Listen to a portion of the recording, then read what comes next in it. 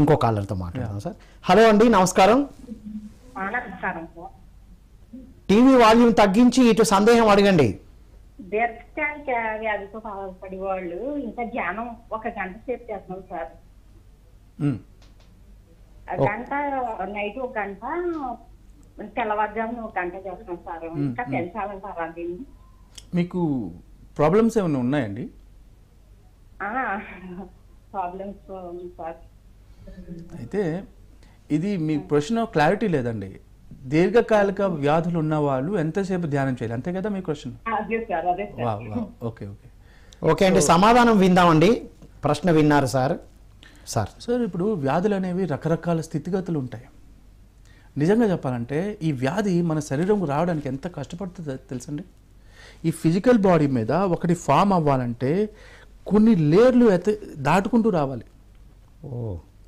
ఈ ఫిజికల్ బాడీకి రావాలంటే దానికి ముందు ఎథరిక్ బాడీకి రావాలి. ఎథరిక్ బాడీకి రావాలంటే దాని ముందు యాస్ట్రల్ బాడీకి రావాలి. యాస్ట్రల్ బాడీకి రావాలంటే అక్కడ కాజల్ బాడీ ఉంటుంది. కారణం ఒక కారణం ఇక్కడ రావాలంటే అక్కడ ఎంట్రీ ఉంటుంది.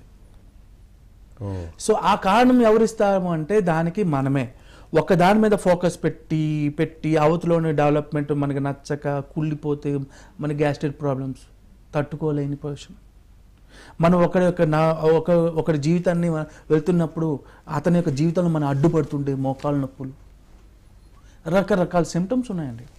ఆ సిమ్టమ్స్ లూయిస్ ఎల్ హే అనే ఒక మేడం, ఒక మంచి సైంటిస్ట్, ఒక్కొక్క జబ్బుకి ఒక్కొక్క రీజన్ ఉంది, ఆ రీజన్కి తగ్గట్టు చేస్తే అయిపోతుంది అంతే.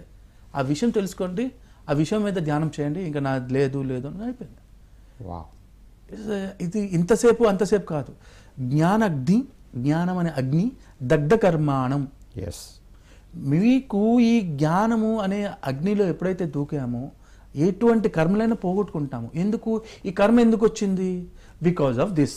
ఓహోహోహో తెలియకుండా చేశాను, ఓకే ఇది అర్థమైపోయింది, ఇంకా చాలా అనుభవిస్తున్నాను కదా ఈ నొప్పులు, అమ్మ నాకొద్దు, నీకు దండం పెడతాను బాబు, ఇంకోసారి నేను అలా చేస్తే.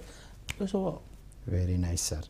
అంటే ఎంతసేపు అని కాదు, వాళ్ళు తెలుసు ఎంత జ్ఞానంతో ఎంత శూన్యంలో చేయడం అనేది ఇంపార్టెంట్. అసలు ఇంకో క్వశ్చన్ వేసుకోవాలి బేసిక్గా, ఇది అర్థం కాని వాళ్ళకి, ఈ జబ్బు నాకు ఎందుకు వచ్చింది, అది నాకేం అవసరం, దీని నుంచి నేనేం నేర్చుకోవాలి. ఎస్, అవతలోడు మనని ఇద్దరం ఒకరు వచ్చి చిరాగ్గా ఉన్నాడు, అది చిరాగ్గా వాడు ఎందుకున్నాడు, అది నాకు ప్రాబ్లం లేదనుకోండి, అది నా ప్రాబ్లం కాదు, అది వాడి ప్రాబ్లం. ఇప్పుడు మన ఎగ్జామ్ అనుకున్నాం, మీరు చిరాగ్గా తిడుతున్నాం అనుకోండి, నేను ప్రశాంతంగా ఉన్నాను అనుకోండి, మీరు ఏమనుకుంటే నాకేంటంట, అంతే కదా. కానీ మీరు అంటున్నా ఎందుకు అన్నారని నేను అన్నా అంటే అది కాదు నాది, అది ప్రాబ్లం నాది. పడేవారే చెక్ చేసుకోవాలి, అంతే. So wonderful sir.